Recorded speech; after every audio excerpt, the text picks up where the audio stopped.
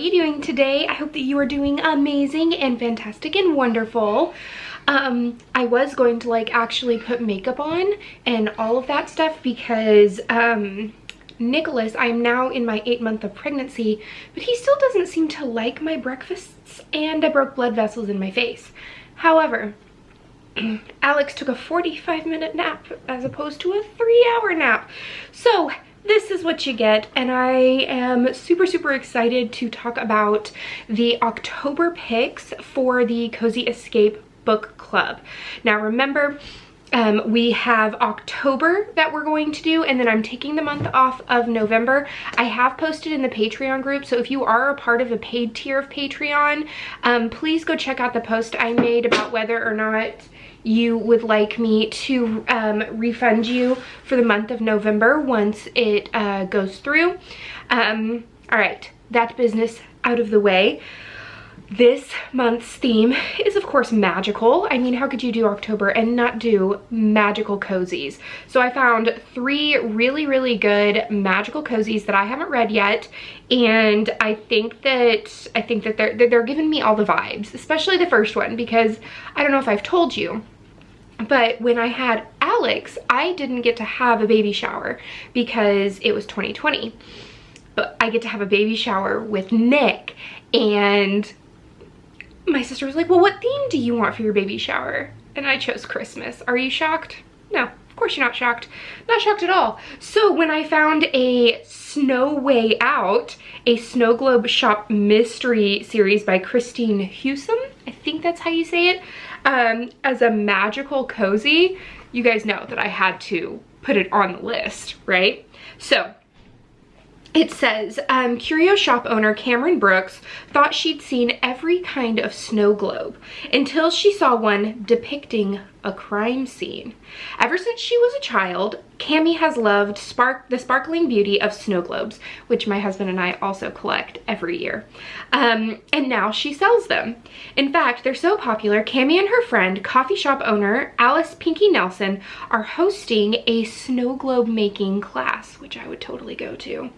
After the flurry of activity has ended and everyone has gone off with their own handmade snow globes, Cammie spots a new snow globe left behind on a shelf featuring an odd tableau, a man sitting on a park bench. On her way home, she drifts through the town park and is shaken to come upon the scene from the globe. A man sitting on a bench, but he isn't sleeping. He has a knife in his back. When the police arrive, it's clear they consider Cammie a little flaky and possibly a suspect. And after her friends also come under suspicion, Cammie starts plowing through the clues to find the cold-blooded backstabber before someone else gets iced. Cleo. She really wants all of the cuddles right now. Hello, Cleo. Hi, baby girl. All right, so that is a Snow Way Out. The second one is a familiar tale as in T-A-I-L, a witch's cat mystery by Delia James. The cover looks so good, and that cottage looks perfection.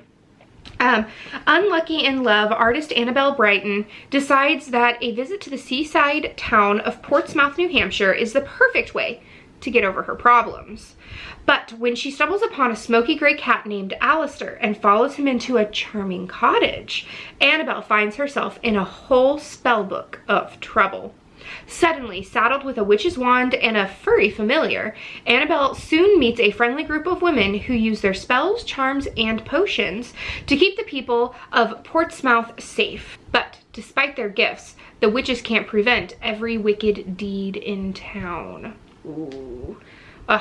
You guys know, I'm all about furry familiars and witches and magicalness and all of that stuff. All right, last but certainly not least is Spellbooked, a retired witches mystery series, which takes like 2 of my favorite subgenres of cozies and meshes them together. Do I also have this book physically on my TBR shelf? Yes, I do. And it's been there forever because I am the worst, but I'm working on it. So this is by Joyce and Jim Levine. Once upon a time in Wilmington, North Carolina, 3 witches ran a curio shop named Smuggler's Arcane. But as the years passed, their magical powers started to fade, leaving them no choice but to conjure up a retirement package. Before they could blink their eyes or twitch their noses, Molly, Elise, and Olivia somehow became eligible for AARP. But they can't fly off to Boca Raton just yet. First, they must give up their magic, recruit and train 3 new witches, and pass on their cherished spellbook. They've barely begun to consider potential practitioners when Olivia winds up dead and their spellbook is stolen. To honor their friend and reclaim their spells, Molly and Elsie are about to go wand to wand with a dangerous young witch more powerful than the trio was in their prime. And this time, they're going to need more than magic up their sleeves. I think that these are 3 really, really good cozies for the magical theme for October. I'm super, super stoked.